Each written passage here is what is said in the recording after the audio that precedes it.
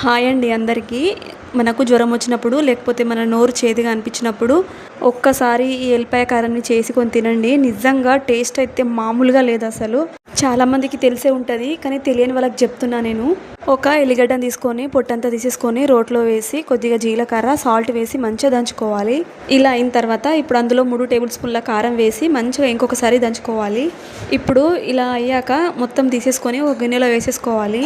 దీన్ని ఇలాగైనా తినేయచ్చు, లేకపోతే తాలింపు వేసుకోవాలన్నా వేసుకోవచ్చు. దానికోసం స్టవ్ వెలిగించి కడాయి పెట్టి కొద్దిగా నూనె వేసి కొద్దిగా గరం అయ్యాక అందులో ఆవాలు కరివేపాకు వేసి చిటపటలాడాక ఇప్పుడు కారాన్ని వేసేసుకొని మంచిగా కలుపుకోవాలి. ఇలా కలుపుకున్నాక స్టవ్ ఆఫ్ చేసేసుకోవాలి. వేడి వేడి రైస్లోకి కారాన్ని వేసుకొని తింటే అబ్బా ఏం టేస్ట్ అసలు. నాకు 2-3 టైప్స్ తెలుసు ఎల్లిగడ్డ కారాలు, కానీ ఇదైతే నెక్స్ట్ లెవెల్ అసలు.